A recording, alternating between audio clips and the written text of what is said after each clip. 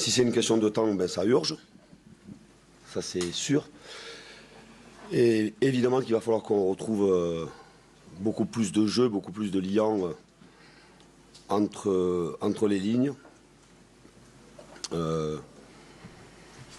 On savait qu'on allait avoir un match évidemment difficile, mais et on l'a eu. Notre gardien a été énormément sollicité. Le gardien adverse a été très peu sollicité. Il faut qu'on retrouve beaucoup plus de rythme et d'intensité, mais surtout beaucoup plus de relations techniques entre les uns et les autres. Mais pour avoir cette relation technique entre les uns et les autres, il va falloir qu'on retrouve du monde très haut à l'approche de la surface de réparation. Ce soir, le constat est que on a énormément de décrochés. Alors certes, on a dû avoir, je ne sais pas regarder les stats, mais on a dû avoir un nombre important, beaucoup de possession de balles à un certain moment, sur des périodes, mais évidemment sans créer de danger. Et là est le problème, il faut qu'on retrouve rapidement, je répète encore une fois, du rythme, de l'intensité, mais surtout le fait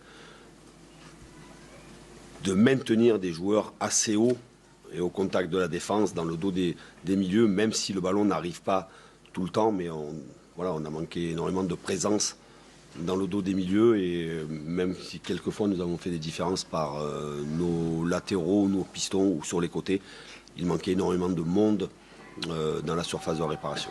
C'est un problème des milieux de terrain ou c'est un problème plutôt des attaquants? Je pense que c'est lié, il faut que le ballon...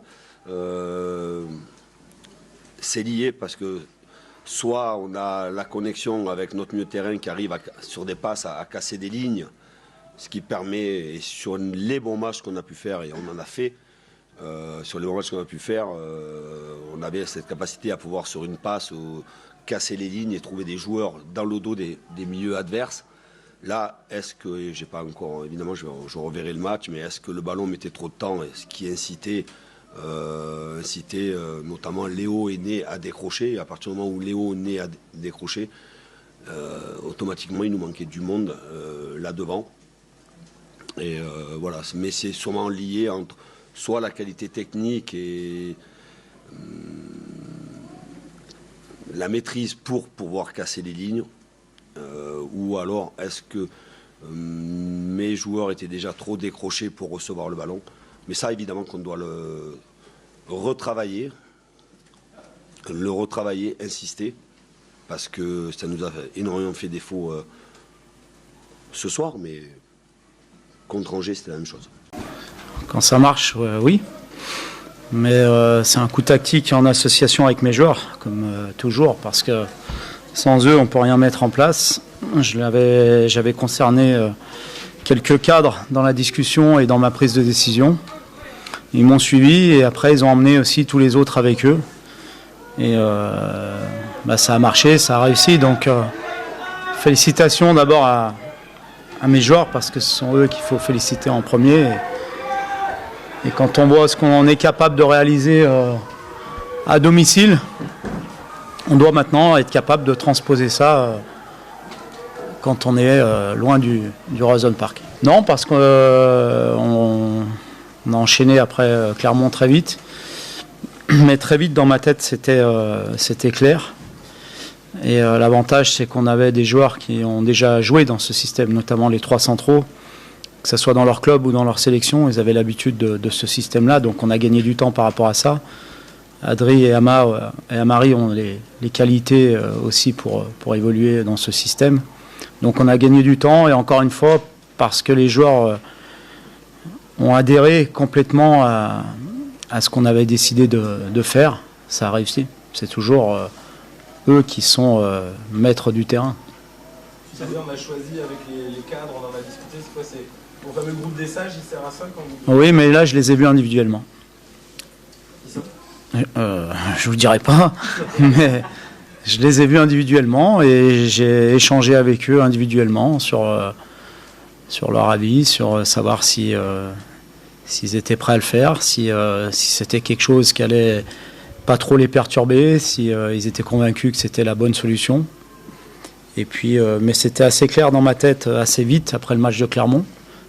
Donc le fait qu'ils aient suivi ma décision et qu'ils l'aient suivi vraiment d'une belle manière, ça fait plaisir. Très souvent ici on l'a fiché quand même, avec des matchs différents où on a souvent la possession, la maîtrise. Ce soir c'était différent, c'est Paris comme d'habitude qui a eu la possession, qui a eu la maîtrise. Il fallait être très bien organisé, très discipliné, très concentré, parce que la moindre faille, ils l'exploitent, parce que ce sont de très grands joueurs.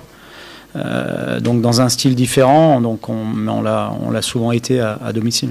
Piston gauche pour piston droit, mais je suis très content parce que à la causerie, j'avais demandé à ce qu'ils viennent devant le but.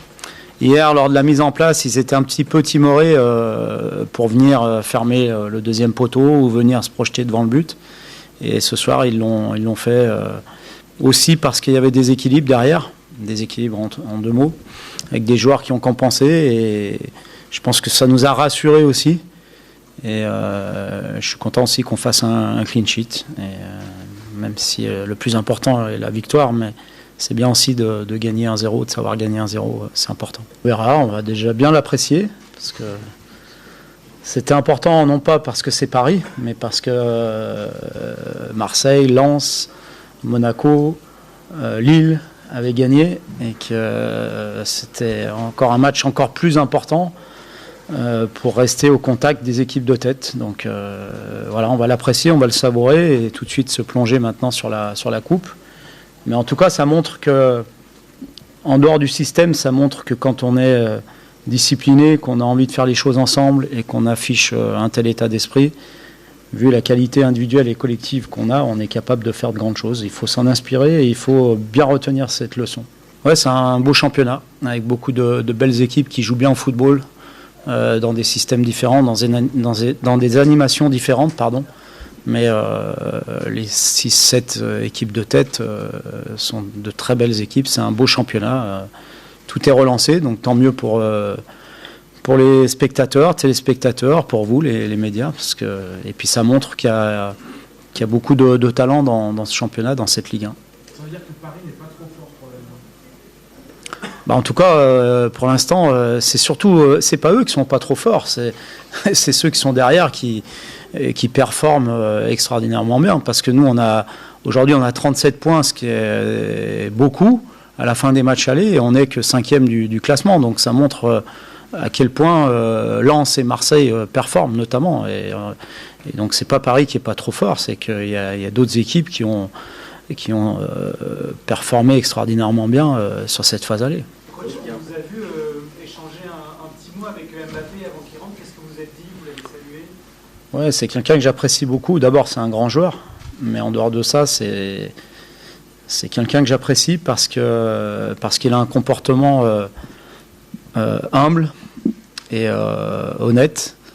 Et malgré son statut, en tout cas avec moi, le peu de fois où je l'ai vu, il s'est toujours très bien comporté. Donc voilà, c'était simplement une poignée de main amicale d'un joueur que je respecte beaucoup, d'abord parce qu'il montre sur le terrain, mais aussi par la mentalité d'homme qu'il a. Et voilà, donc c'était un bon moment. Ça fait plaisir de voir d'ailleurs ton public l'acclamer aussi.